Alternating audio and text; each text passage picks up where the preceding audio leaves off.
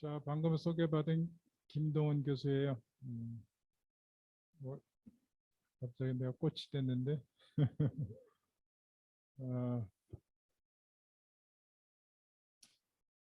2년여 동안 저 스튜디오에서 녹화를 하고 컴퓨터로만 보다가 어쨌든 이렇게 대면을 하게 되니까 감회가 새롭습니다. 빨리 좀 강의실에서 만나기를 바라고.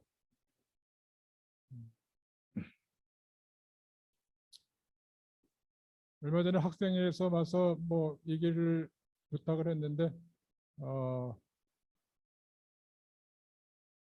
잠깐 얘기해 주 있다고 했는데 보니까 여기 한 40분 정도 이렇게 시간이 잡혀 있네.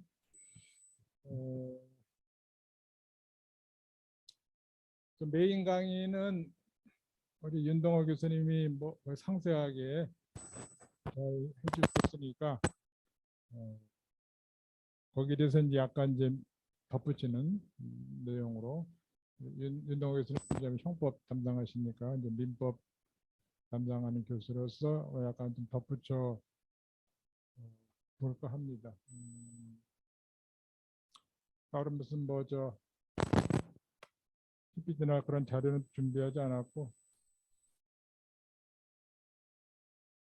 판서를 하기도 조금 그렇고 해서 그냥 가능한 한 좀 구두로 이렇게 알기 쉽게 하겠고, 또 여기 수강생들 중에 상당수가 좀 신입생이라고 하니까 신입생들한테 조금 도움이 되게끔 일반적이고 기초적인 좀 얘기를 중심으로 해볼까 해요. 그리고 여기 질문지도 몇 개 줬는데 요거 외에 또 여러분 다른 또 질문이 있으면 질문도 받을 수 있고.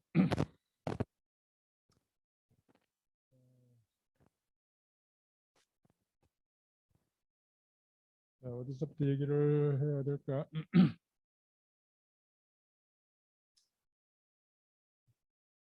이제 비대면 강의를 하면서 이제 시험 평가도 많이 달라져서 이제 리포트 같은 걸 내다 보니까 거기에 맞게 이제 출제가 이루어지게 되는데, 이제 제대로 된 이제 대면 강의 시작되면 원래의 이제 그 평가도 원래 방식대로 돌아가게 되겠는데,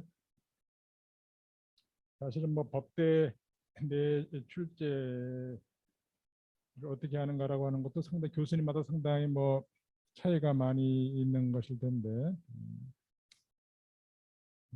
그래도 대체적으로 이제 특히 민법 내 이제 방식을 중심으로 얘기를 하게 되면 법대에서 주요 해석 법학 과목의 평가는 당연히 이제 사례형이 돼야 된다 이렇게 생각을 하고, 물론 각종 국가시험, 과거의 사법시험, 지금 변호사시험 등의 시험이나 각종 2차 시험에는 대부분 사례식으로 출제가 되는 것을 당연하게 하죠. 아주 예외적으로 무슨 간단한 논술이나 그런 게 있긴 하겠지만 기본적으로는 사례형으로 이렇게 되어 있습니다. 다만 이제 법과대학에서 출제 중간 시험, 기말 시험으로 출제하는 사례형은 그런 것은 이제 완전한 형식을 갖춘 사례형이라보다 약간 약술 사례형 정도로 출제를 좀 하는 경우가 많이 있게 되는데, 어쨌든 사례형 출제를 기본으로 했을 때 몇 가지 여러분들의 도움이 될 내용 얘기를 좀 해줄까 해요. 자, 민법 같은 경우는 여러분들 1부에서 5부까지 민법, 정치, 채권, 총론, 채권, 강론, 물권법, 그 다음에 이제 가족법까지 무려 5학기에 걸쳐서 기본 법률을 공부하고 나서 이제 또 민법 연습이라는 과목도 있죠. 지금은 민법 판례 이론과 세미나로 되어 있던가, 그렇죠? 연습 과목까지 하게 되는데, 연습 과목을 따로 또 도서관에 가면 여러 가지 교재들이 있습니다. 내가 지금 들고 온 거는 며칠 전에 또 어느 저기 교수님이 새로 또 판을 냈다고 해서 뭐 출판사에서 보내줘 가지고 왔는데 그냥 민법 뭐 사례 연습 이렇게 되어 있습니다. 도서관에 가면 민법 사례 연습 교재도 몇 개 있으니까 민법 사례 연습 어떻게 어떤 식으로 출제돼서 어떤 식으로 답안을 작성하면 좋은가 하는 것은 이제 사례 연습 교재 같은 것을 또 공부하면서 어느 정도는 스스로 또 깨우치거나 감을 잡을 수도 있겠죠. 이 사례 연습 교재 보면 대개 이제 문제가 있고 거기에 대해서 이제 답안 이제 이게 모범 답안 쪽이 제시되어 있는데 그 문제를 되게 보면 문제가 뭘 묻는가 라고 이렇게 대충 이렇게 한 10여 개 봤더니 다양하게 묻는데 최종 제일 마지막에 묻는 질문 가장 빈번하게 나오는 물음은 법률 관계를 논하시오. 누와 갑과 을 사이, 갑을 병 사이에 무슨 법률 관계를 논하시오 하는 것이 많고, 그다음 채권 채무 관계를 논하시오. 무슨 반환해야 하는가, 청구할 수 있는가, 소유권을 취득하는가, 누구에게 배당되어야 하는가, A는 B에게 어떠한 권리를 행사할 수 있는가, 계약을 해지할 수 있는가, 얼마를 배상해야 하는가, 뭐 손해배상을 청구할 수 있는가, 되게 이런 다양한 질문들이 있는데 그중에 이제 가장 빈번하게 나오는 질문은 이제 법률 관계를 논하라. 가장 포괄적이면서도 가장 또 무난한 그런 것이 이제 법률 관계, 당사자 사이에 법률 관계를 논하라 이렇게 돼 있고, 이것을 조금 더 구체화된 질문으로서 가장 또 일반적인 것은 이제 청구할 수 있는가. 그런데 A는 B에게 누가 누구에게 무엇을 청구할 수 있는가. 근데 청구할 수 있는가라고 물을 때 가장 핵심은 사실은 이제 누가 누구에게 무엇을 또 무슨 근거로 청구할 수 있는가 하는데, 이 무슨 근거로라고 하는 것이 물론 문제 자체에 쓰지는 않지만 청구할 수 있는가라고 물을 때 가장 핵심되는 내용은 무슨 근거로, 무슨 법적인 근거, 어떠한 법적인 근거를 가지고 그렇게 청구할 수 있는가. 청구권의 근거 이런 것이 가장 이제 중심에 오게 된다라고 하는. 그러니까 여러분들 답안 쓸 때 바로 이제 무슨 근거, 청구권의 근거를 이제 밝히는 작업이 어쨌든 가장 중심에 오게 된다는 점 염두에. 청구권의 근거는 우리 민법에서 이제 다양한 근거들이 있는데 뭐 제대로 하자면 그것도 뭐 몇 시간 강의가 되는데 일단 제일 1차적이면서 중요한 근거는 이제 이른바 계약상의 청구권, 계약에 근거한 계약상의 청구권이다라고 볼 수가 있겠죠. 우리 민법을 전체를 관통하는 게 뭐 민법 정책에서 사적 자치다라는 말을 얘기를 했지만 사적 자치를 좀 구체화된 개념으로 말하면 결국 계약 자유. 우리 민법은 당사자들 사이에 다양한 그 계약 체결한 그 계약상의 분쟁을 다루는 것이 주로 대종을 이루기 때문에 역시 청구의 근거도 계약상의 청구가 가장 중심에 오게 된다. 이 계약상의 청구는 이제 민법 청칙과 채권 청칙과 계약 청칙으로 이어지는 이 청칙상에서 나오는 이 청구권, 대표적인 게 무슨 390조 채무불이행 얘기한 손해배상 청구권이 가장 중심에 오겠죠. 그 밖에 또 여러 가지 민법 청칙에서 나오는 여러 채권 청칙에서 나오는 이런 일반 이론에서 나오는 청구권이 있고, 또 매매면 매매, 뭐 도급이면 도급, 개별 계약. 예컨대 매도인의 담보 책임에 의한 청구권 이런 것은 매매 계약에서 규정되고 있죠. 그래서 개별 계약상의 청구권. 그중에서 주로 이 개별 계약상의 청구권이 문제되는 경우도 있지만 주로 많이 문제되는 경우가 일반 계약법의 일반 이론에 의한 청구. 그래서 민법 총칙과 채권 총론 그리고 계약 총칙이 이어지는 총칙으로 이어지는 이 부분에 대해서 좀 깊이 있게 여러분이 공부를 해두는 게 필요하죠. 그 다음에 이제 계약상의 청구권과 대비될 이제 또 하나의 쌍을 이루는 것이 이제 불법행위에 의한 청구권 750조. 그리고 계약과 불법행위로 커버되지 않은 영역을 포괄적으로 보충하는 청구권이 바로 741조에 있는 부당이득 반환 청구권.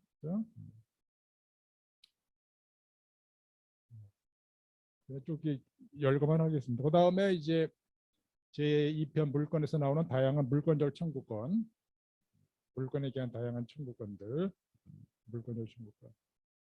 그다음에 기타 이제 여러 가지 개별적으로 또 청구권에 근거된 특수한 청구권의 근거들이 민법전에 여러 군데 흩어져 있죠. 그런데 535조에 기한 뭐 계약 체결상의 뭐 그런 문제에 대한 청구권, 또 뭐 사무관리에 기한 뭐 청구권이라든가 또는 뭐 시효 취득에 기한 청구권, 뭐 물권법상에도 여러 개별 청구권 등 이런 개별 청구권들은 뭐 또 있고, 그다음에 제일 이제 마지막으로 이제 이러한 개별적인 청구권들의 청구권들로 근거 지우기는 어렵지만 어려운 경우에 그런 어떤 권리를 인정하거나 하고자 할 때 이제 일반 조항 제2조 신의칙에 의한 청구권 뭐 이런 것들이 최종적으로 또 제기되고 있죠. 그러니까 여러분들 근데 답안을 작성할 때 개별적인 그 제도에 의한 청구권들 그런 것들은 별로 언급하지 않고 뭐 신의칙에 의해서 뭘 답안을 쓴다 그러면 아마 좋은 뭐 점수를 받기가 어렵겠죠. 그래서 이런 개별적인 청구권들은 이제 앞으로 여러분 민법 공부를 해나가면서 기본적인 지식들이 쌓이면 자동 이제 쌓여야 되는 것이고 보통 자연스럽게 습득하게 되는 것입니다. 오늘은 특히 답안 작성법이라고 되어 있어서 이와 관련된 이제 뭐 이렇게 팁이라고 할까 뭐 그런 것들을 몇 가지만 얘기를 해볼게요. 사실 너무 더 일반적인 얘기긴 한데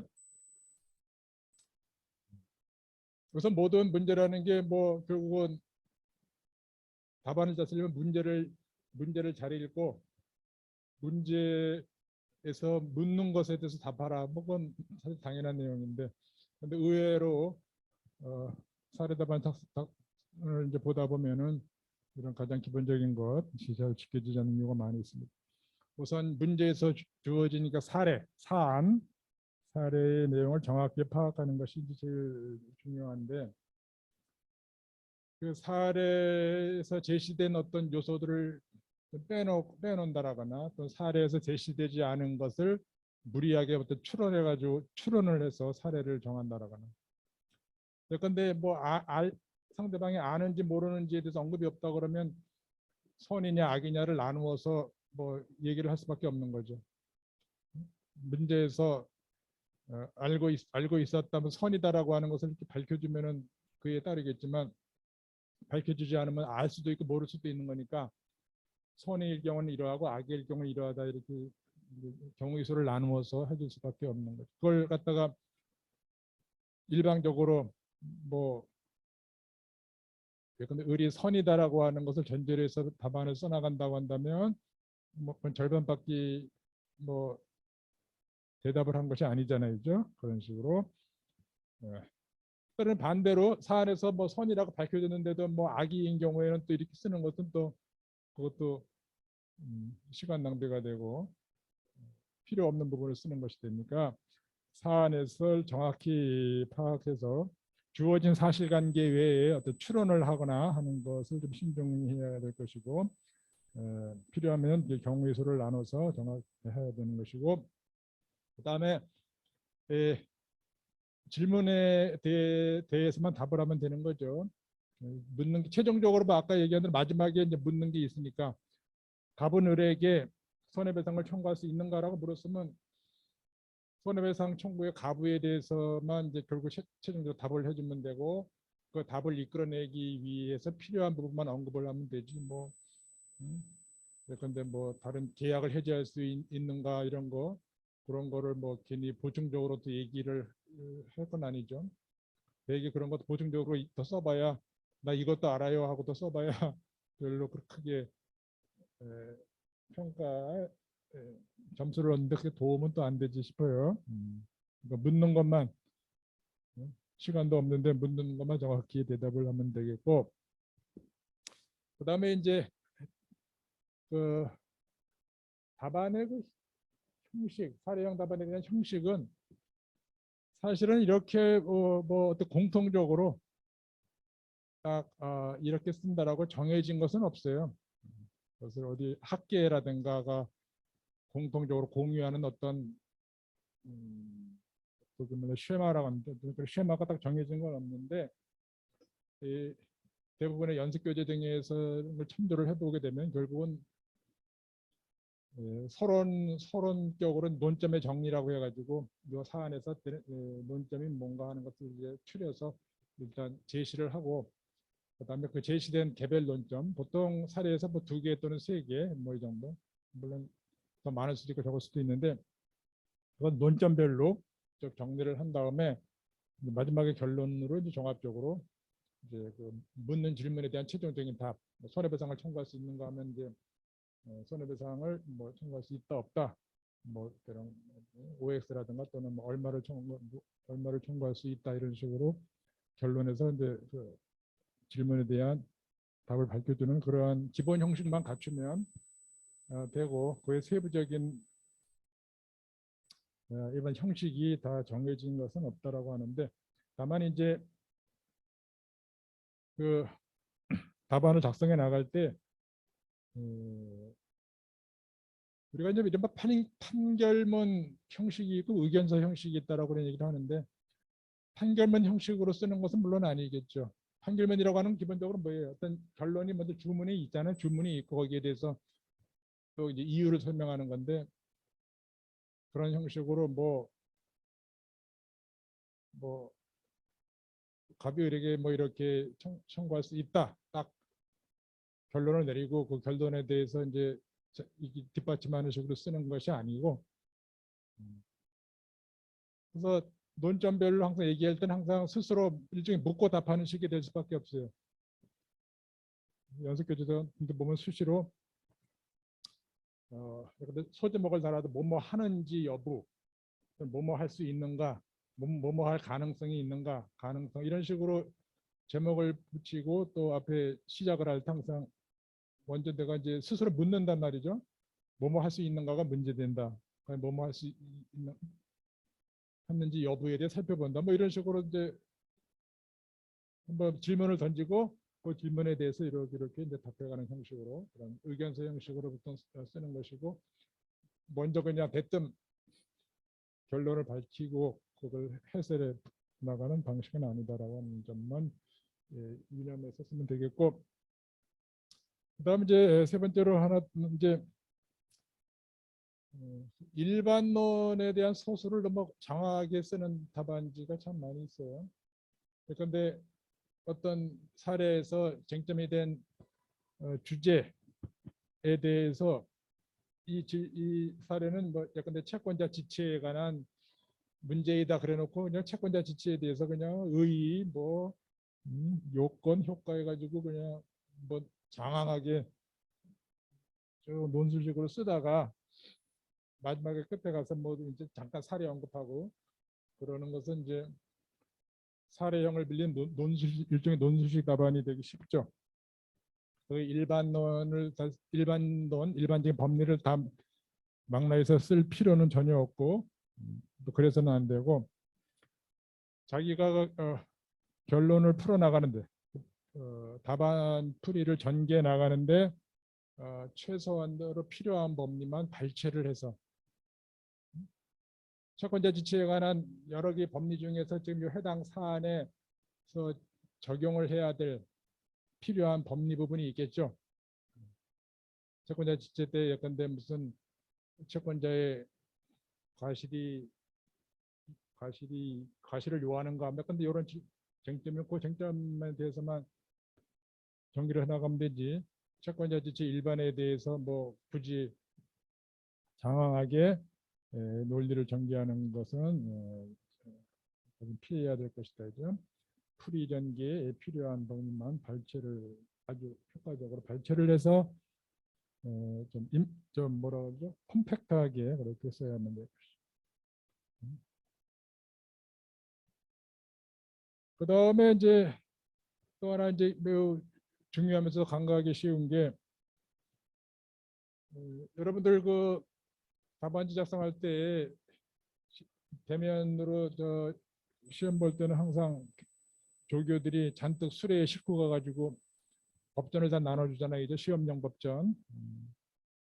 나도 할 때 항상 시험용 법전 배포하라고 거기다가 이제 미리 주문해 주는데 그 조문을 갖다가 그렇게 여러분들 앞에 다 나눠주는데 그 조문을 최대한 활용을 해서 답안지를 써야 되는 거죠. 그래서 우리가 아까 청구권의 근거에 대해서 얘기를 했는데 청구권의 근거라고 하는 것은 그걸 최종적으로 우리 법전에 규정이 되어 있는 거잖아요. 그죠? 그러니까 교과서에 보면 수시로 그 문장 끝나고 가로 안에 조문 표시가 자주 되어 있잖아요. 마찬가지로 여러분들 답안지에 꼭 필요한 경우에 문장 끝에 뭐 가로 열고 제 몇 조 이렇게 정확하게 표시가 돼야 되는 거죠. 같은 내용을 써도 어떤 답안은 가로 열고 조문 표시가 딱 돼 있고 어떤 답안지는 그냥 마치 자기가 그냥 뭐 생각해서 쓴 것처럼 조문 표시가 없이 그냥 쓰고 그러면 결정적인 어떤 그 차별이 되는 거죠. 그래서 조문을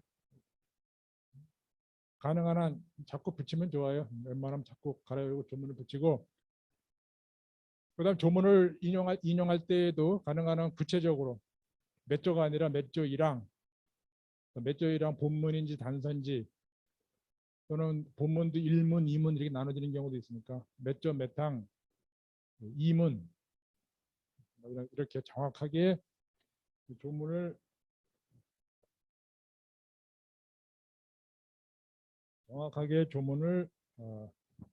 밝혀주면 그 조문만 정확히 밝혀주는 것만 딱 봐도 담당 교수는 이 학생이 좀 제대로 공부가 됐구나라고 하는 느낌을 받는 거죠.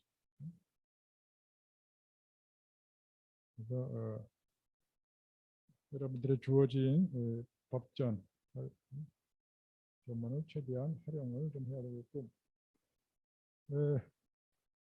마지막으로 뭐 하나만 더 얘기를 하면은 이건 좀 구체적일 수도 있는데 아까 말한 이제 대부분 가장 일반적인 질문이 법률 관계를 논하라라고 하는 것인데 법률 관계 사안에서 이 당사자가 다수인 경우와 양당사자인 경우도 있지만 약간 가불병, 뭐 A, B, C 세 당사자 이상인 경우들이 종종 있어요. 그런 경우에 그걸 뭐 섞어가지고 가분율에게 청구할 수 있으나 병에게는 청구할 수 없다. 뭐 이런 식으로 막 섞지 말고 기본적인 방식은 이제 다수 당사자 관계는 양 당사자 관계로 가불병의 법률 관계를 논하라고 하게 되면 그건 기본적으로 각과 의뢰 관계, 일가병의 관계, 각가병의 관계 이렇게 나눠서 판단할 수밖에 없습니다. 물론 복잡해지지만 그건 출제자가 그렇게 물었다고 한다면 그렇게 답할 수밖에 없는 거예요. 그래서 그런 양대 법률 관계로 좀 나누어서 분석을 하는 것이 기본적으로 필요하다라고 합니다. 저기 진행자가 뭐 약간의 질문 리스트를 몇 개 줬는데 한 학생이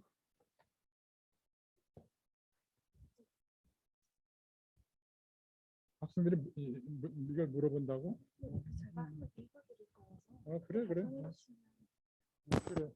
지금까지 김동근 교수님의 특강이었습니다. 네, 자리를 빛내주셔서 다시 한번 감사드립니다. 다음으로 FAQ 시간을 갖도록 하겠습니다. 학우분들께서 자주 궁금해하셨던 질문을 선별했습니다. 네, 교수님 첫 번째 질문입니다.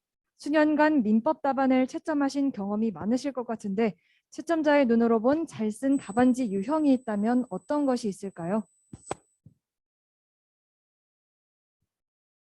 그래서 이 답안지 유형은 지금 내가 한 30분 얘기한 내용이 이제 그대로 여기 반영이 되는 거죠. 그렇게 쓰면 잘 쓴, 그렇게 교수님.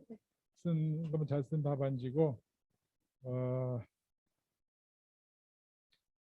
왜 뭐가 있을까? 아직은 뭐 연필 쓰니까 또 너무 읽기 힘들게 쓰면 안 되고, 뭐 저기 명필을 바라는 건 아닌데 아주 악필이 돼서 보기 어렵게 쓰지 말고, 요거는 뭐 그냥 내 3분 얘기한 내용이 들어가시면. 그다음 네, 교수님의 말씀처럼 모두 답안지를 쓰실 때 글씨체를 유의해 주시면 되겠습니다. 네, 다음 질문입니다. 네, 이번에 중간고사는 다들 만점으로 받을 것 예상되는데요. 네, 현재 비대면 시험은 퀴즈, 서술형 등 다양한 방식으로 진행되고 있습니다. 만약 대면 시험을 보게 된다면 민법 시험 문제는 어떤 유형으로 변하게 될까요? 당연히 바뀌게 되겠죠. 지금은 뭐 일종의 리포트를 제출하는 건데, 리포트를 제출하면 이제 변별력이 조금 떨어지기 때문에 어떻게 하면 이 과제를 내면서도 노력한 학생하고 형식적으로 낸 학생하고 구별이 되게끔 할까 하니까 생각을 해서 이제 과제를 내주기도 하는데, 대면 시험 문제는 이제 적어도 민법 분야는 사례형으로 이제 내게 되는데, 다만 이제 그 사례형이 전반적으로 골고루 또 학생들을 공부시켜야 되니까 큰 문제 하나로 하기는 좀 어려워. 그래서 저 같은 경우는 한 4개 정도, 4개, 5개 정도 약수 사례형으로 이렇게 내고 있어요. 약수 사례형이니까 아까 말한 강의에서 말한 내용들을 정확하게 반영해서 답안지를 작성하는 거는 이제 그건 쉽지는 않고, 포괄적으로 답안을 작성하더라도 아까 말한 그 요소들, 핵심적인 내용들이 잘 들어가 있고, 무슨 조문의 표시라든가 뭐 청구권의 근거라든가 뭐 이런 내용들이 잘 반영돼 있으면 이제 좋은 점수를 받게 되겠죠. 그렇지 않고 아무리 뭐 분량을 많이 써도 그냥 장황하게 교수님들 이런 것도 알아야 하고 뭐 전부 쓰고 그러면 그런 거는 별로 도움이 안 될 것 같아요. 내용보다는 질에 충실하라는 교수님 답변 감사드립니다. 네, 마지막 질문입니다. 듣기로는 대면 시험의 경우 한자로 된 법전을 받는 경우도 있을 것 같은데요. 이 경우를 위해 특별히 한자 공부를 하는 편이 좋을까요?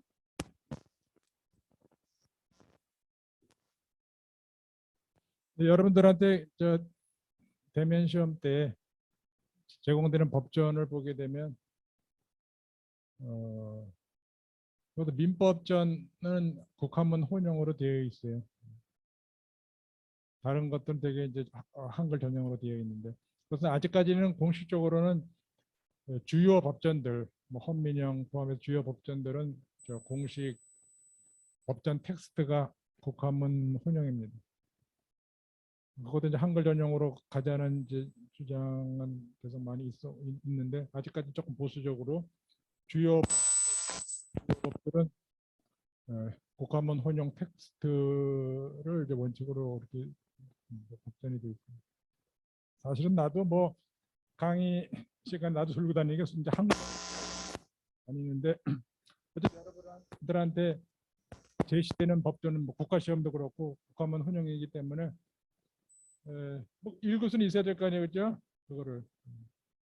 그리고 물론 여러분들이 답안지에 한문으로 한자로 쓸 필요는 없어요.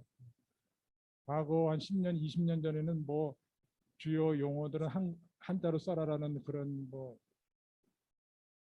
그런 얘기도 있었는데 오늘날 한글 전용이 거의 정착이 돼서 답안지에 뭐 법률 용어라고 해서 한자로 쓸 필요는 없고 다만 이제 아까 얘기한 대로 법전 텍스트를 읽을 때 뭐 이거 한자 몰라서 그러면 안 되겠습니까?